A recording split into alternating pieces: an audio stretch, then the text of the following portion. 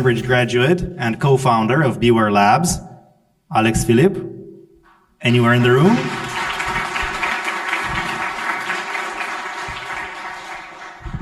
Hello everyone. In this presentation we will talk about the cross-chain communication systems in Web3 ecosystem, and we'll talk about the proposed solution by the Axelar network.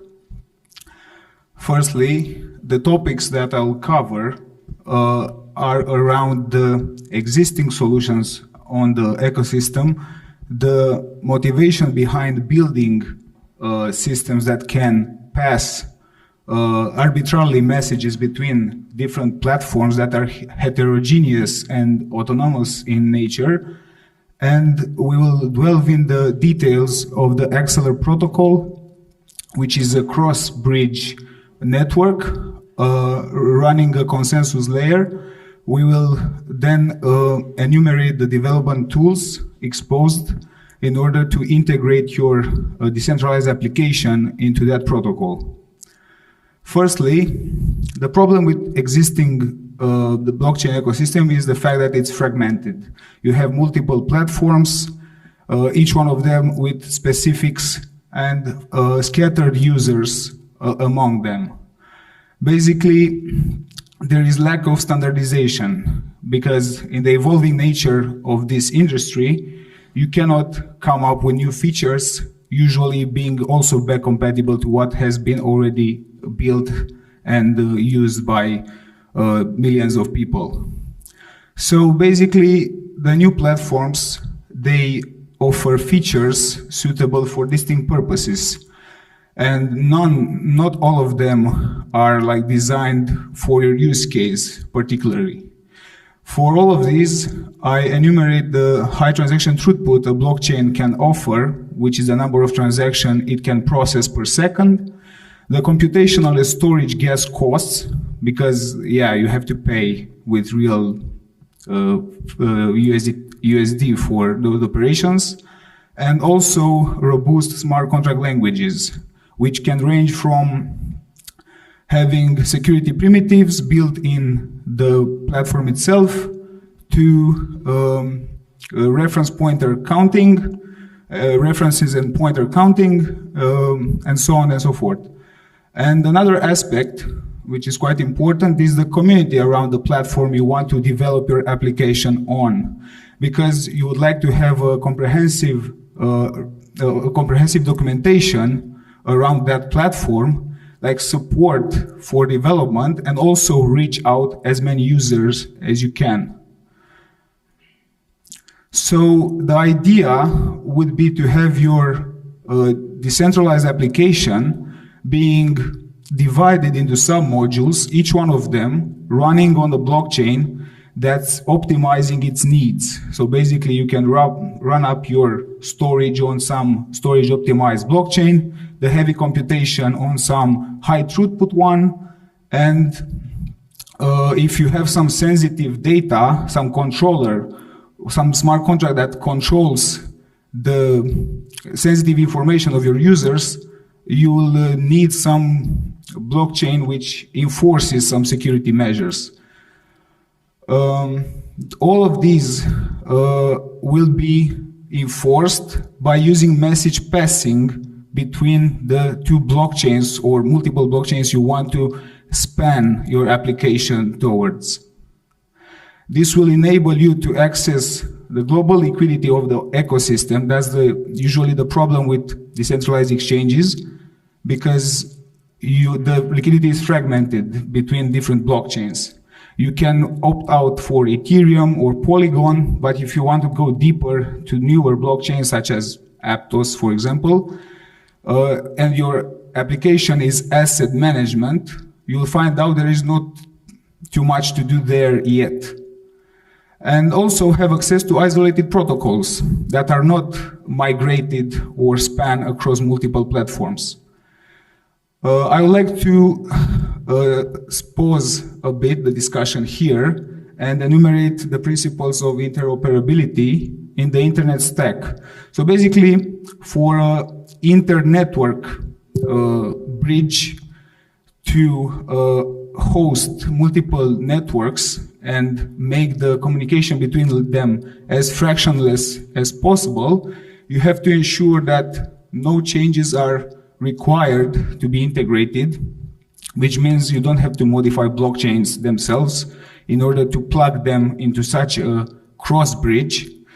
You ensure best effort communication, which means if a packet or a transaction is lost in between the blockchain ends, the user can always replay that. That usually applies to asset transfers as well. You won't be allowed to double spend or to lose all your funds just because the transaction didn't reach out to the other end.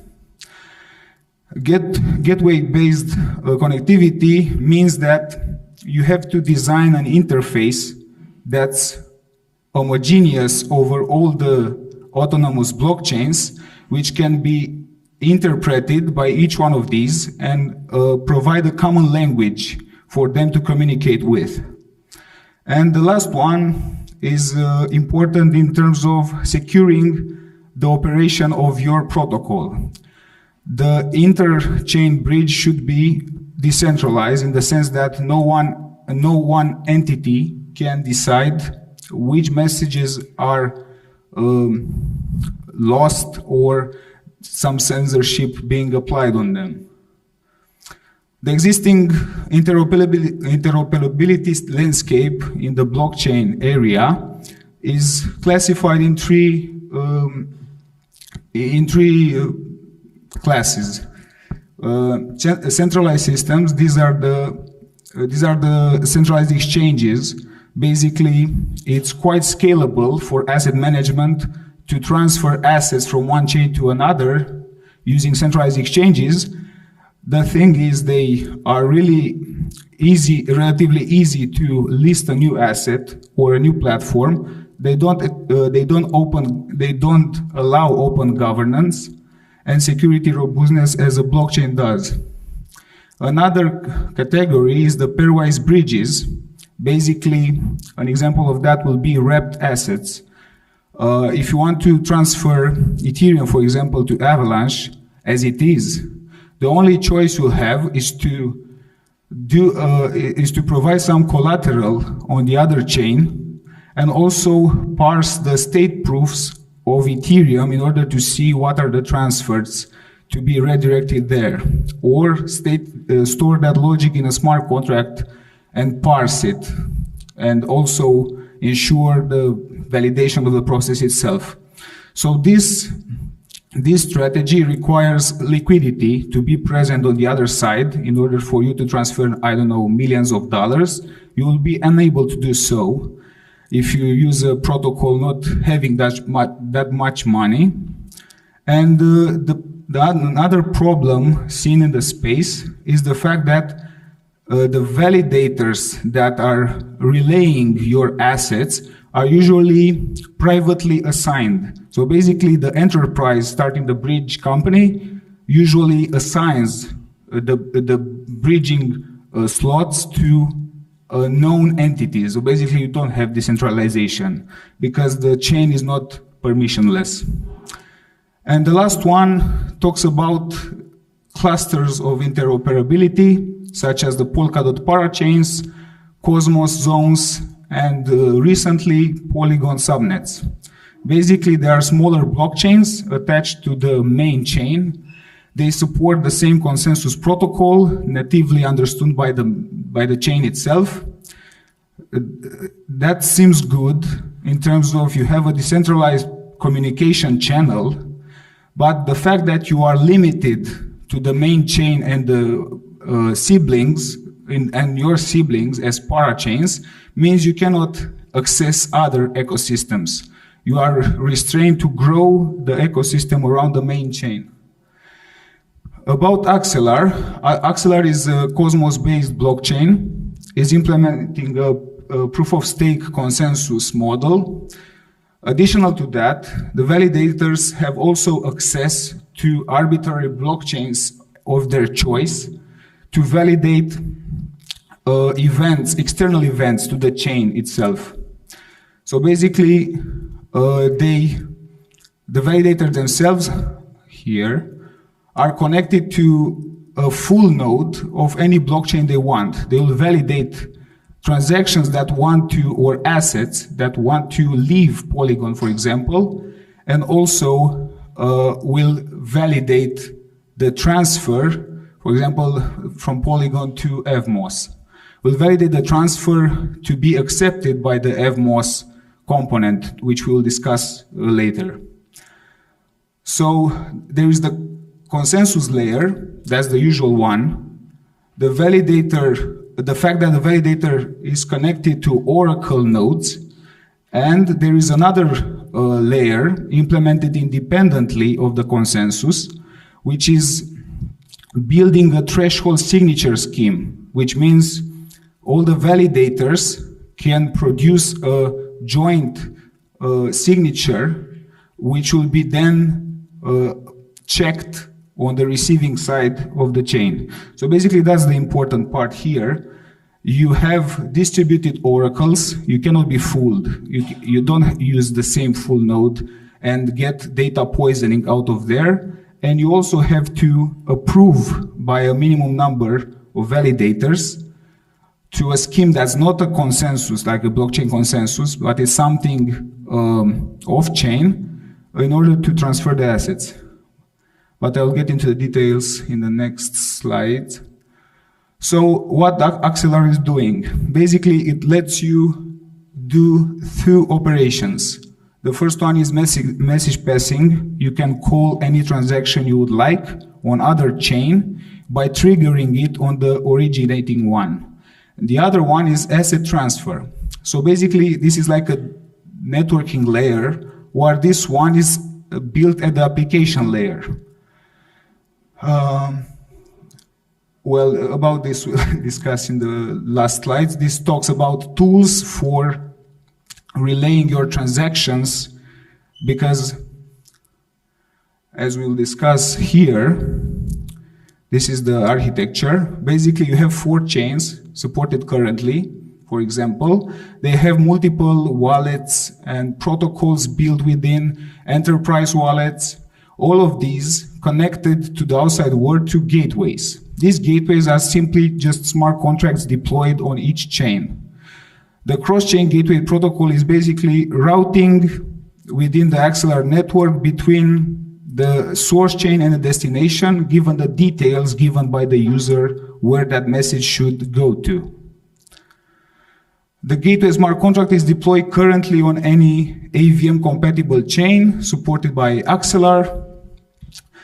That's the interface, exchanging messages with the outside world and receiving and decoding messages to be executed on the destination chain. The general message passing semantics is basically encoded method calls. So the user is allowed to specify any contract address, any blockchain destination, and any method call with the actual arguments encoded within. That's a message that's being passed by this protocol in Axelar. The gateway smart contract, I talked about the threshold signature before. So basically, the scheme, the signing capability, each validator has a ratio of that. If enough number of validators sign the same message, the resulted signature will be equal as if it will be signed by a single account, which is the owner of each gateway smart contract. So basically that's an optimization. Rather than checking raw signatures at the gateway, which is more gas intensive, you do that offline but distributed, so you stay decentralized. When a message is being posted by the user on Ethereum gateway, for example, it will be passed by to the validators in Axelar, which will check again against their full node they are attached to see that the message is exactly as it has been reported to be, so its existence and integrity is validated. A voting process starts and the signatures are gathered, and then the data itself and its signature is being mined on the blockchain. So basically, Axelar, additional to usual transactions, you can execute on that and deploying smart contracts. Axelar also stores data as transactions directly on its chain, data that's containing those messages sent by the users. So about validators, they run the consensus algorithm, they run query nodes like those oracles, which are light nodes for Ethereum, Avalanche, etc. They observe external activity reactively, which means they don't do nothing unless triggered to look up for a message that's being posted. They, under threshold schemes, all the players have are identical, so you have to assign multiple subkeys or multiple shares of that threshold key to larger validators. So in conclusion, to keep it brief, the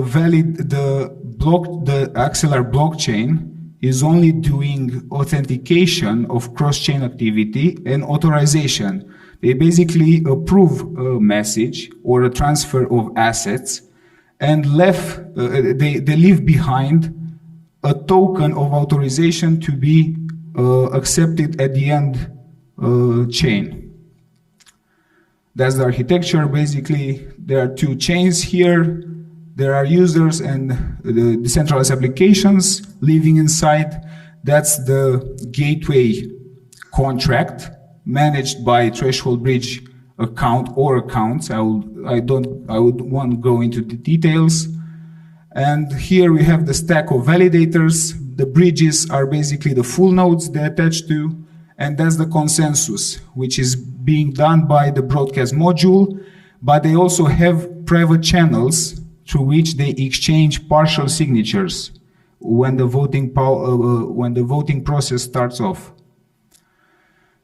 Now, I told you that the Axelar network won't relay your messages unless instructed to do so. But the most sensitive parts, we already discussed about that. So the off-chain stages of the general message passing, they don't require any authorization from now on. Basically, you can broadcast to the validators, well, I have a message to be passed to Avalanche.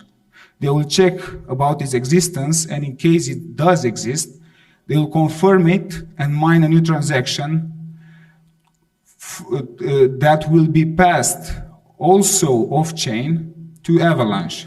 So basically, in the absence of such services, the validator, the blockchain itself doesn't do nothing. So basically, you can develop these yourself, or you can rely on services already in place, supported by Axelar network. The gas receiver basically is a contract where you can deposit the funds necessary for executing all your messages that are pending on the receiving chain. You deposit the native coin of that particular blockchain there, or you can opt out to deposit any native coin. It will be converted automatically. So once you deposited the funds, there is an executor service which is parsing that contract, and once your payment is being confirmed, all your referenced messages will be relayed and executed on Avalanche, given that the Axelar network confirmed them. The execution itself can be monitored on Etherscan. So basically, you have a pipeline of you send assets to the gateway on Ethereum. You signal the network, the Axelar network. So you need an endpoint. You signal the network, confirm this transaction. They will run the validation process and signature. They will leave the signature behind on a blockchain, and then you can come and post that signature as another transaction to the Avalanche gateway. So the execution, all this path of execution can be monitored on Axelar Scan and programmatically to an SDK.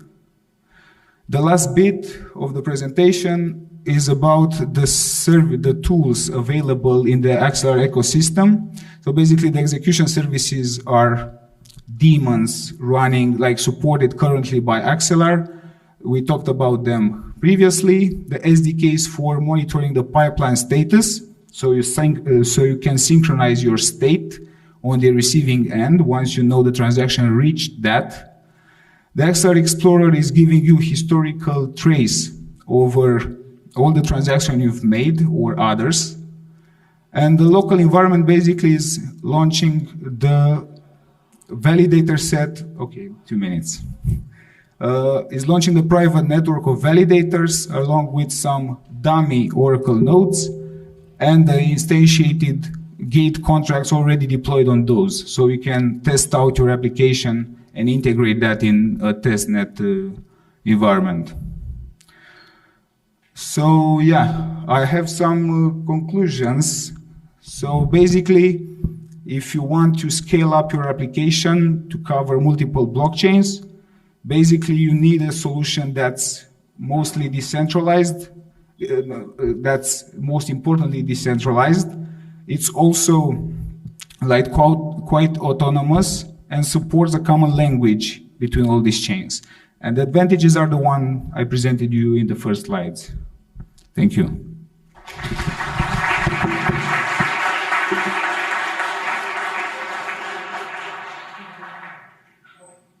Before he runs away, any questions? Yeah, Q&A, sorry. I will be nervous.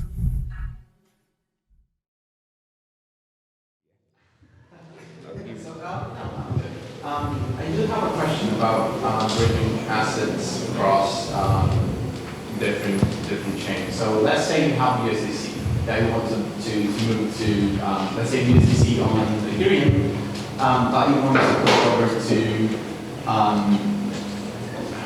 let me think of a chain, Tron, for example. Let's say USDC doesn't exist there. Yeah.